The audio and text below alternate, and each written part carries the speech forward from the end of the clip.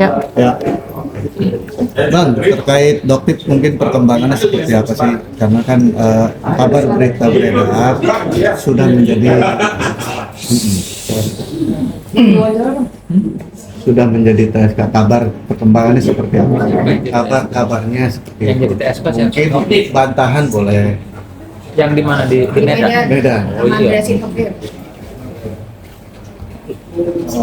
Gimana Bang? Iya, jadi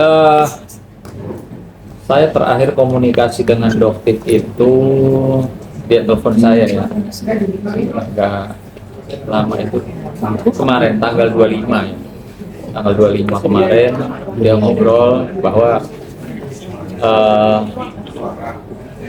laporan polisinya yang di Polda Metro Jaya dan juga di Polres itu tetap jalan ya, dan belum ada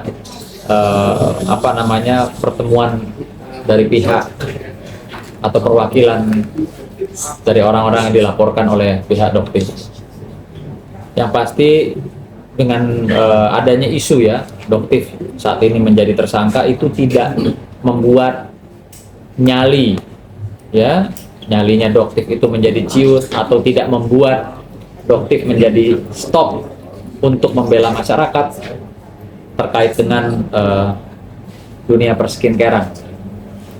Itu yang kemarin disampaikan pada saya, Mas Sunan, saya nggak akan bisa dibungkam. Ya, mau saya tersangka, mau ada yang datang nawarin duit, saya tidak mau, Mas Sunan. Saya cuma mau mereka betul-betul bisa memberikan skincare yang terbaik buat masyarakat. Artinya jangan sampai merugikan, apalagi mengakibatkan adanya korban dari penggunaan skincare mereka itu. Nah, itu kemarin yang disampaikan dokter kepada saya. Jadi dia terus ya, statusnya dia atau uang dari pihak para mafia skincare pun tidak akan bisa menghentikan langkahnya untuk terus berada di sisi masyarakat, untuk terus ya mengawal para pelaku-pelaku yang cenderung memperkaya diri sendiri tapi tidak memikirkan masyarakat ya, berakibat mungkin terganggu kesehatannya dikarenakan skincare mereka.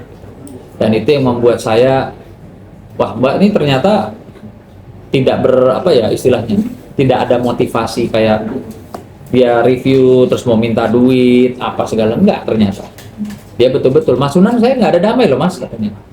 Termasuk dengan orang yang atau gerombolan SS ya, itu saya tidak akan mau damai.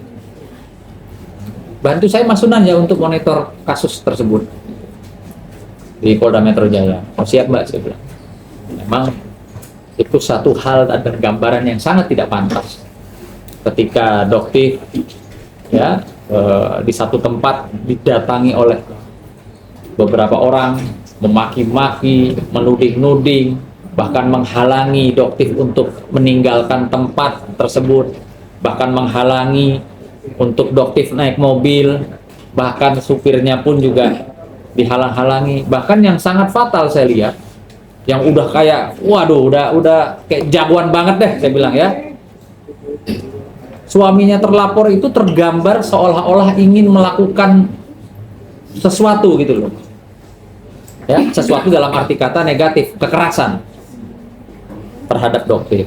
Sehingga tergambar juga di video yang sudah viral itu, bisa diakses di mana-mana di YouTube. Sampai si terlapor pun juga menahan agar terduga suaminya ini tidak melakukan kekerasan terhadap Doktif. Nah, ini kan betul-betul luar biasa. Apa mereka merasa banyak uang atau kenal dengan jenderal-jenderal, mungkin bintang 1, bintang 2, bintang 3, mungkin bintang 7, sehingga mereka bisa berlaku seperti itu. Ya. Berlaku seperti yang kalau kayak zaman sekarang lagi rame itu kayak seperti ormas, datang rame-rame ngegeruduk Doktif. Kan gitu ya Bang ya? Jadi jujur saya sangat mendukung Doktif, dan Doktif juga minta Mas Sunan bantu monitoring kasusnya ini agar supaya gerombolan-gerombolan yang berlaku ya seperti tidak tersentuh oleh hukum itu dapat diproses secara hukum, dapat ditahan ya sampai nanti ada putusan tentunya di pengadilan. Artinya dokter sendiri tidak cute ya dengan status yang digadang-gadang. Ini salah satu yang membuat saya salut sama dia. Memang pada saat itu Bang Nasrullah sudah bilang sama saya, ya mbakmu itu nyalinya ya begitu deh katanya, nggak ada takutnya. Tapi tidak ada takutnya itu kan karena ada alasannya, yaitu berada di sisi masyarakat, berada di sisi para pengguna skincare. Jangan sampai mereka menjadi korban, dirugikan secara kesehatannya, kulitnya, gitu loh. Karena memang pada saat RDP saat itu, saya dengan Bang Nahak di Komisi 6 DPR RI, Doktif membawa memang ada dari beberapa daerah yang menjadi korban akibat daripada produk-produk skincare tersebut, gitu loh. Jadi dia tetap pada prinsipnya, Mas Sunan aku terus loh, aku nggak iso dibungkam gitu loh. Mau dengan status tersangka, mau dengan ada yang mungkin nawarin duit sekian, aku nggak bisa Mas. Aku terus maju gitu dengan bahasa ininya kan. Gitu. Nah, itu yang laporan di Polda sendiri perkembangan seperti apa, Pak? Seperti yang saya sampaikan di pertemuan sebelumnya, saya juga sudah berkomunikasi ya dengan pimpinan di Direktorat Kriminal Umum bahwa ini prosesnya jalan. Tapi memang kemarin komandan juga memohon waktu ya kepada pelapor dalam hal ini Doktif, karena kan banyak orang yang diperiksa. Banyak orang yang diperiksa, para saksi-saksinya, lalu juga mengatur jadwalnya. Tapi pada prinsipnya proses hukumnya jalan. Dan saya tentunya saya dan Bang Nahak melihat secara kasat mata ini sudah terjadi satu peristiwa dari kejadian tersebut, beberapa dugaan pelanggaran pidana. Ya. Gitu. Nah, Terkait yang soal yang di Polsek atau Polres Jakarta Utara yang penggerudukan itu, mungkin ada perkembangannya juga. Di timur ya? Iya, timur. Ya itu tetap sama, disampaikan, berjalan. Jadi tidak ada kendala sampai dengan saat ini. Tapi memang proses proses hukum, proses penyidikannya memang ya harus kita ikuti lah tahapan-tahapan. Ya, jadi mau saya tambahkan sedikit ya, bahwa dalam proses hukum sudah pasti setiap orang yang mungkin dilaporkan dan mungkin sebagai korban, pastikan ada tingkatan-tingkatan tahapan-tahapannya. Kita ini harus berbicara terkait dengan, ini kan kita harus mendukung si Doktif dalam artian dia kan memperjuangkan supaya yang namanya skincare yang beredar di masyarakat ini jangan sampai skincare yang memang memiliki zat-zat yang berbahaya. Seperti seorang dokter itu kan kita harus dukung itu, karena pengguna skincare di Indonesia itu kan jutaan, bahkan puluhan juta. Nah kalau skincare yang beredar kalau ada bahan-bahan berbahaya, kan buat masyarakat juga sangat dirugikan.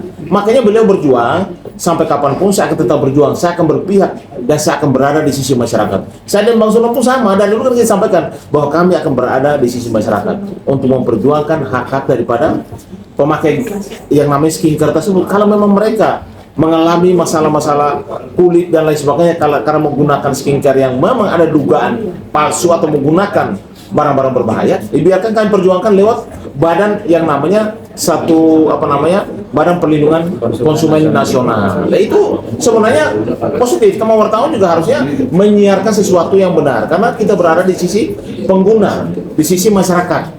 Ya, kalau mau ada mafia skincare ada kok, ya kan?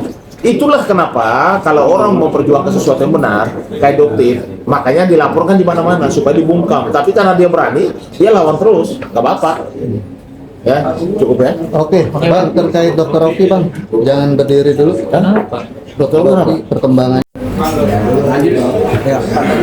Nggak ada perkembangan. ya, artinya sudah ada komunikasi apa sih terkait, kan kabarnya ada laporan juga terhadap Dokter Oki. Nggak ada. Saya belum ada info ada surat panggilan. ya terkait dengan klien kami, sehingga ya kami anggap ya tidak ada apa-apa, tidak ada masalah. Ya, oke, Cukup ya? terima kasih ya.